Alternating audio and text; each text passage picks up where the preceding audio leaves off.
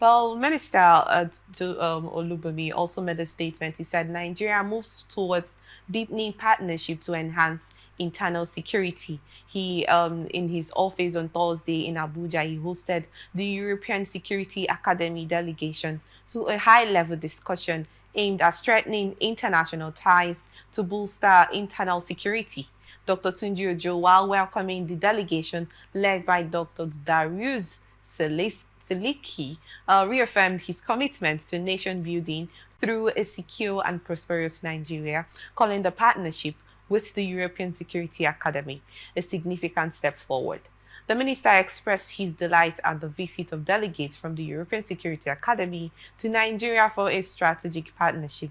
Speaking during its presentation, the minister described the collaboration as timely and crucial to addressing pressing internal security challenges. Like I stated initially, I really still do not. Okay, it was the reasons that was given is for peacekeeping in South Sudan. That the 171 troops were sent out for. Um, how did someone put it? You when your house is on fire, you're chasing rats. In that instance, do we not have enough in order to work on internal security in the country? Do you agree with the part of seeking internal, external partnership in order to boost the security of the country?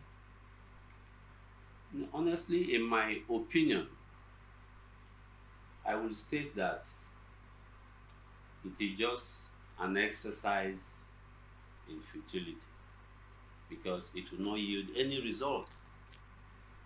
We have all it takes to quell the security challenges in the country. The government knows what to do. From the time of the former president, a panel was set up that recommended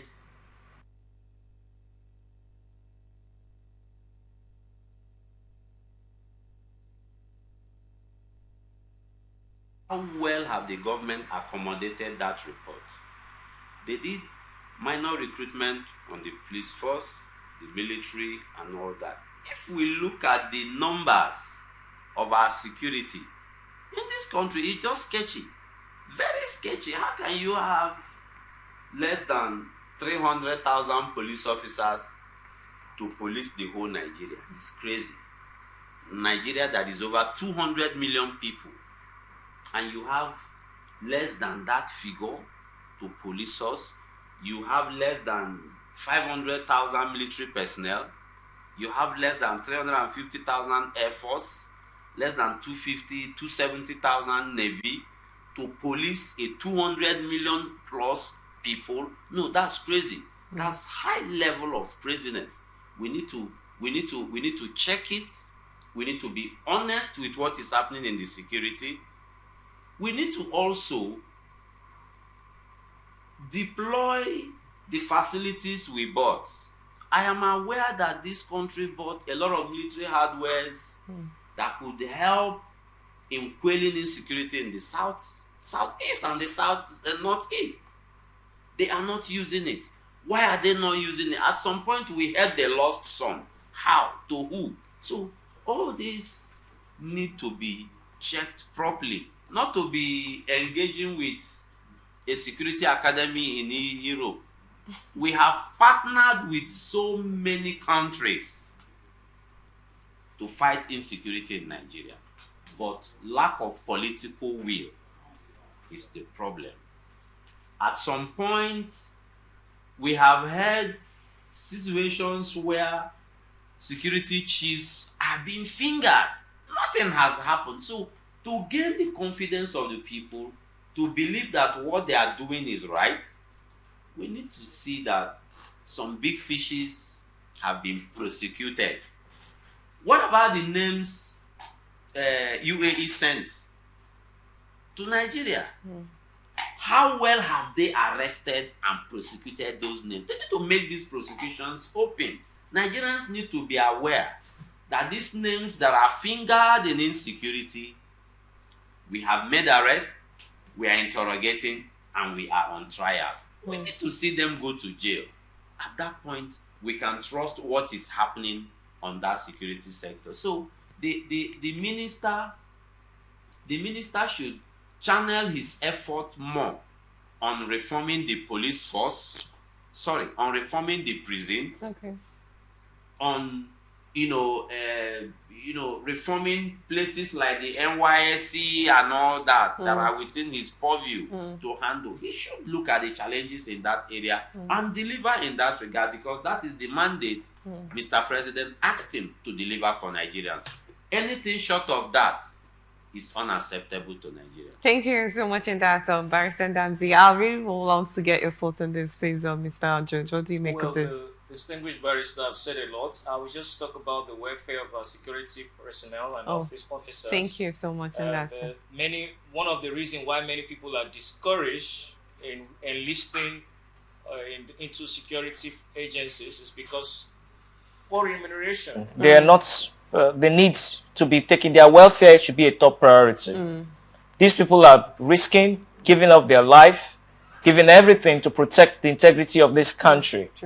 So we should also celebrate and appreciate them. They are not just patriotic, they are out there defending Nigerians, defending our democracy, defending our territory from both internal and external aggression. So it's quite unfortunate. Many of them are not properly treated, taken care of. So that's what is going to incentivize the willingness of Nigerians to want to enroll into this distinguished barrister talked about the scarcity of the looking at the number, percentage of our security personnel compared to the general population. It's very, very poor. It's not just the security alone. It cut across other sectors, both in the medical field and so many fields. So one of the ways that we can get more people to want to join our security agencies is for us to improve their welfare. There should be insurance. There should be an insurance. I've advocated for there to be an insurance, life insurance package for these security people. There should be a health insurance package for them. That when they are sick, they don't need to go through the bureaucratic bottlenecks. They need to have access to health care. The United States do it. They have veterans medical care. Those who have served the country in the uniform, after they retire, they have medical care. They shouldn't go through the whole bureaucratic process to get medical care. Most of them have been deployed to the Northeast. They've served there. They've stayed there for 2-3 years. It is affecting their mental health. There should be provision for mental health for our security personnel. In fact, it should be a periodic check on their mental health, because a lot of our soldiers, many of them, after they have stayed in the battlefield for too long, they suffer from post-traumatic stress disorder. Many of them commit suicide. Many of them become depressed. Many of them become dejected. Many of them become frustrated.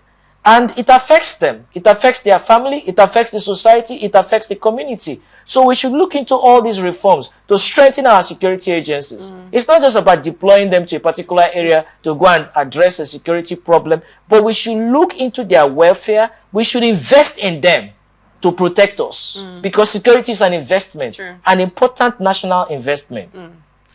Well, you guys have said so much, a whole lot, that I wish I would have to go, but we do not have time on our side, and we'll have to call it a day today. Thank you so much for being here.